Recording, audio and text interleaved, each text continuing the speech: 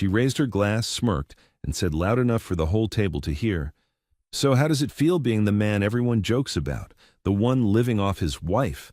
Laughter exploded around me. Even she laughed the hardest, like it was the funniest thing she had ever heard. And in that moment, while their champagne glasses chimed, I realized they all thought I was weak. They had no idea what was coming next, and neither did she. Before I continue, make sure you subscribe, hit that like button, and leave a comment if you've ever been underestimated by the people closest to you. Now let me tell you how it all began. The banquet hall at the Lexington Grand shimmered under chandeliers so bright they made every polished surface look like it had been dipped in gold. Linen draped across the tables like sheets of untouched snow. The air held that faint mix of perfume, expensive cologne, and forced corporate laughter, the kind people practiced in elevators on the way up. Across the room, my wife, let's call her Rachel, stood with her colleagues, glowing in a navy gown that caught the lights with every breath she took. She belonged in places like this. She thrived under fluorescent boardroom glare and knew exactly how to tilt her head to impress men like the ones clustered around her. The rising star of Northbridge Technologies, that's what they called her. Me? I stood off to the side, sipping whiskey that tasted like regret soaked in burnt oak. I'd stepped away from the spotlight 15 years earlier and never bothered explaining the details to anyone, including her. That was my mistake. These people didn't know me, not really, and that ignorance was about to cost them more than they imagined. But that night, before everything detonated, I simply watched. Quietly, patiently. Rachel laughed at something Derek Marshall, her coworker, whispered into her ear. One manicured hand rested on his arm, too familiar, too effortless. She didn't notice me watching. She didn't notice much about me anymore. Then Derek caught sight of me and raised his voice as if calling a pet across a lawn. "Hey, Luke, come join us, buddy." His grin stretched wide, the kind of grin men wear when they think they own every room they step into.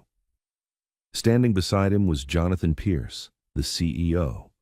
Tall, silver-haired, sharp suit, sharper ego. The kind of man who made a fortune off other people's sweat and always gave the impression he wanted even more. Rachel slipped her arm through mine when I approached, her corporate wife's smile firmly in place. That smile wasn't for me. It was for them. Derek lifted his champagne. "So tell us, Luke, what's it like being married to Northbridge's superstar? Must be nice having a woman pay your bills, huh?" The group erupted in laughter. Real, gut-level laughter. Even people at nearby tables turned to look. Rachel didn't flinch, didn't defend me, didn't even hesitate. She laughed right with them. That was the first cut. Sharp, clean, deep. Derek leaned closer, voice louder, words polished with cruelty. "Seriously, man, what do you do all day while she's out winning awards? Netflix? Golf? Naps?" More laughter. Jonathan gave a polite chuckle, like he didn't want to encourage it but didn't want to seem humorless either. Then Derek delivered the line, the one that shifted something cold inside me. "What's it like being a loser living off your wife?" The laughter that followed slammed into me like a wave of broken glass. I felt every pair of eyes on me. Felt Rachel's hand still resting lightly on my arm, unmoved, unaffected, unbothered. I didn't yell, didn't argue, didn't defend myself. I let the sound wash over me until it burned itself out. And then I lifted my head, straightened my tie, looked at Jonathan, the CEO, directly in the eyes. "You know," I said quietly, "it must seem strange from where you're standing." The table began to fall silent. Heads tilted, glasses froze midair. "But I wonder," I continued, my voice steady, calm, controlled. "How does it feel knowing the man you're laughing at is the one who holds the fate of this company in his hands?" Jonathan blinked. The color drained from his face. Rachel's arm slipped from mine. Derek's grin evaporated. And for the first time that night, the room went silent. The ballroom noise faded behind me as I walked through the glass doors into the Lexington Grand's lobby, but the fury in Rachel's voice came chasing after me like a storm on heels. "Luke! Luke, stop!" Her footsteps echoed sharp and frantic, cutting through the polished calm of the hotel. I kept moving, I didn't owe her a scene, not after what she'd allowed back there. She finally caught up, grabbing my arm with fingers that trembled more from panic than anger. Her gown, perfect a half hour ago, looked creased and tired now. "What did you mean in there?" she demanded. "Why would the CEO look like he'd seen a ghost after one sentence from you?" Her voice cracked. She wasn't confused. She was terrified of losing control of a narrative she thought she owned. I turned toward her slowly. The way she stared at me, wide-eyed and breathless, you'd think she was seeing me for the first time in years. "You really don't know?" I asked quietly. "Know what?" she shot back. "You've been unemployed for 3 years, Luke. You think I don't notice things?" I gave a low laugh that wasn't amused at all. "Unemployed? That's the story you liked best, wasn't it? Made you feel taller?" I stepped closer until only she could hear me. "I wasn't sitting around the house while you strutted through boardrooms. I wasn't living off you, Rachel. I was living quietly. There's a difference." She crossed her arms, defensive. "Then explain it. If you're not unemployed, what have you been doing?" Leaned in slightly. "Do you remember a company called Horizon Systems?" Her jaw tensed. "That small tech firm you sold ages ago?" "Not sold," I corrected. "Merged with a failing corporation called Northbridge Technologies." Her face drained of color as memory collided with disbelief. "No, Luke, that merger saved Northbridge from bankruptcy," I said calmly, "and the structure of the deal gave me controlling interest, 90% ownership, full voting rights, veto power." She stared at me, stunned, lips parted as if words were scrambling to catch up, but never reached her tongue. "You own Northbridge?" "I've always owned it," I said, "and I let Pierce run it because he begged for a chance to fix what he broke." Her hand slowly dropped from my sleeve. For a moment she looked fragile, like someone pulled the floor out from under her entire world.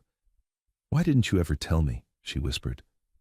"Because I wanted you to love me," I said evenly. "Not my balance sheet." The lobby around us buzzed with distant conversation, but between us there was only stillness. "And tonight you laughed when they called me a loser.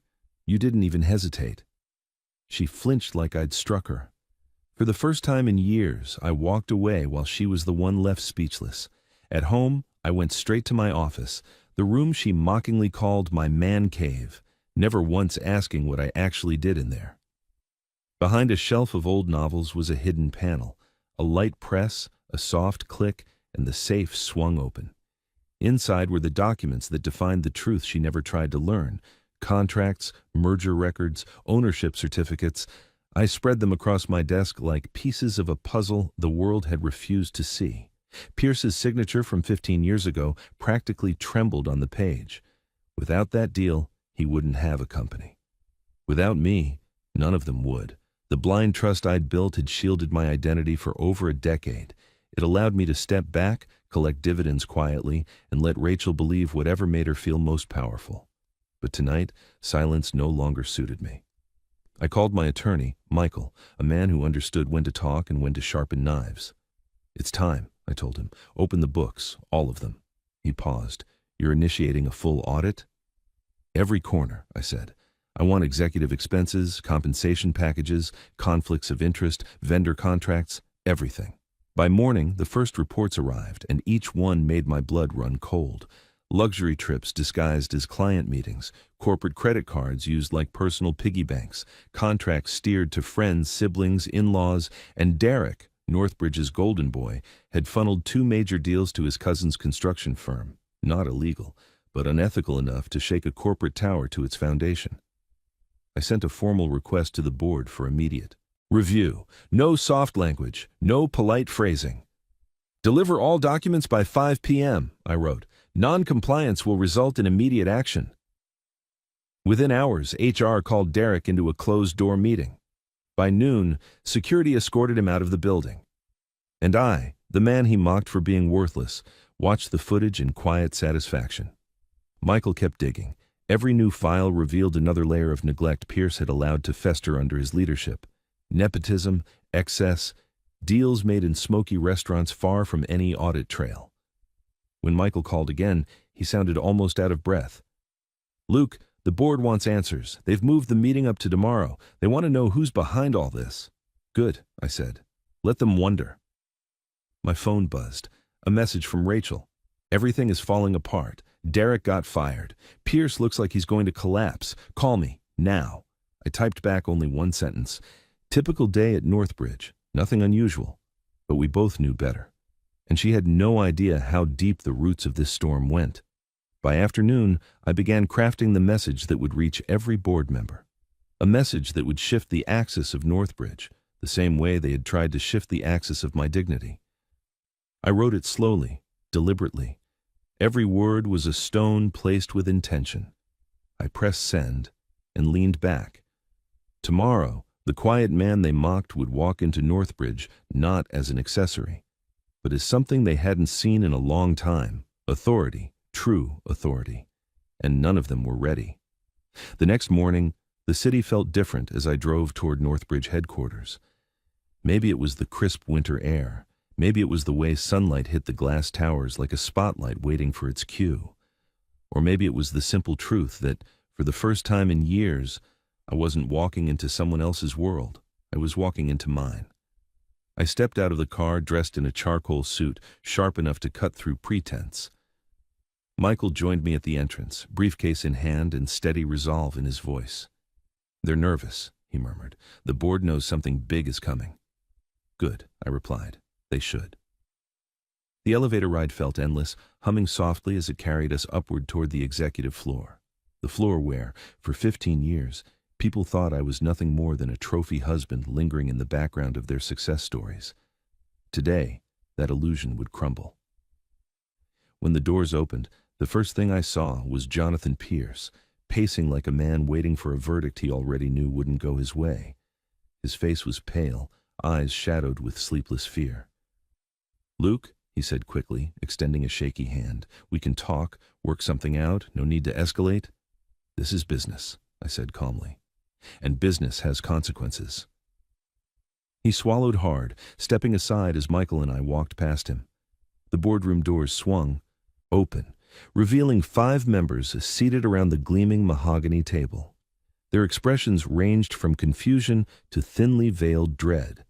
They expected a routine meeting, maybe an update, maybe an explanation. What they didn't expect was me taking the seat at the head of the table like it had always belonged to me. I began without theatrics. "Good morning. My name is Luke Carter." Recognition washed over their faces slowly, uneasily. One of them, Patricia Monroe, leaned forward. "As in the founder of Horizon Systems?" "That's right," I replied, "and the majority owner of Northbridge Technologies." Silence fell over the room like a heavy velvet curtain. Before they could recover, I laid out the documents, the audit results, the financial reports, the evidence of years of mismanagement, executive vacations disguised as client meetings, credit card misuse, contract manipulation, nepotism embedded like rot in the woodwork. Pierce's face twisted as each page hit the table, each line of text a nail in the coffin he'd built for himself. Finally, Patricia broke the silence. "Mr. Carter, this is catastrophic." "It is," I agreed, "and I'm here to fix it." Pierce rushed forward with desperation dripping from every word. We can resolve this internally, quietly. No need for drastic measures." I folded my hands. "The proper measure," I said, "is this." Michael slid a prepared notice across the table. "Effective immediately," I announced. "I'm assuming direct operational control, and I'm accepting Jonathan Pierce's resignation." Gasps rippled through the room. Patricia's eyes widened. Another board member muttered something under his breath. Pierce sagged into his chair as security was called. He didn't fight. He knew he'd lost. When he finally rose, escorted from the room, he looked back at me, not with anger, but with the hollow resignation of a man who realized he had underestimated the wrong person. The board waited for my next move. "There will be more changes," I said. "Northbridge is done promoting based on familiarity and favoritism. We rebuild from competence upward." I paused. "My first nomination for CEO is Natalie Brooks, VP of Engineering." The table shifted uncomfortably. "She's never held an executive title," the treasurer protested. "Because no one ever gave her a chance," I replied. "She earned results while others chased prestige. She understands this company better than anyone sitting in this room." The vote was unanimous. 3 hours later, Natalie stepped into the boardroom still wearing a simple company polo and flats, totally unaware she was about to step into the role of a lifetime. When I told her, her eyes widened, then sharpened with a fierce spark I'd seen only in people who'd fought too hard for too long. "I won't waste this," she said softly. "Don't," I replied. "Northbridge needs someone who remembers what honesty looks like." As the day unfolded, I issued my first directive: merit over politics, promotions reviewed, contracts reassessed, accountability restored. Natalie got to work immediately, and for the first time in years, the building felt alive. But not everything in that building was business. Standing in the hallway, watching me through the glass wall of the boardroom, was Rachel. Pale, silent, eyes full of something I hadn't seen in her before. Not anger, not entitlement, but a dawning understanding. I walked past her without a word. She didn't try to stop me. Not then. Not until I reached our front door that evening. The moment it closed behind me, she exploded. "You embarrassed me," she cried, pacing wildly. "Do you know what people are saying? They're saying I didn't even know who my own husband was." Her voice trembled with anger, betrayal, humiliation, all the things she'd never considered I might have felt. I removed my jacket and set it calmly over a chair. "Are you more upset about them?" I asked, "or about the fact that you laughed when they mocked me?" She froze. Her mouth opened, but the excuse died in her throat. I didn't know what to do," she whispered. "It was awkward." "You were supposed to defend me," I said gently. "You were supposed to know me." Her tears finally spilled, streaking the foundation she'd worn like armor. "I thought I was supporting an unemployed husband," she whispered. "I thought I was carrying us." "You believed what was easiest," I replied, "not what was true." She sank onto the couch, shaking. I didn't sit beside her. I didn't touch her. I just let the truth settle between us like a weight neither of us could lift yet. The weeks that followed reshaped Northbridge from the ground up. Under Natalie's leadership, the company shed its toxic skin. Open-door meetings replaced secrecy. Dead weight was removed. Hard-working employees finally rose.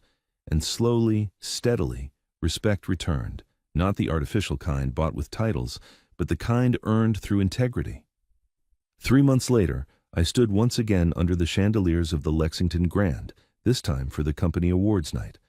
But the laughter echoing through the room was warm, genuine, nothing like the mockery that once cut through me. As I walked toward the stage, applause rose, steady and sincere. In the third row, Rachel sat quietly, her eyes softer, her expression unreadable. Respect or regret, I didn't know, but for the first time, she looked at me, really looked at me. At the microphone, I spoke to a room that no longer saw me as a shadow. 3 months ago, I began, many of you realized something about me. But more importantly, Northbridge rediscovered something about itself, its purpose. I gestured toward Natalie, pride swelling in my chest. We rebuilt this place with values that matter: merit, respect, and opportunity. The room held its breath. "And when life knocks you down," I said, "you can stay quiet, or you can stand up and reclaim what's yours." When the applause rose again, it wasn't for the man they once mocked. It was for the man who refused to stay small.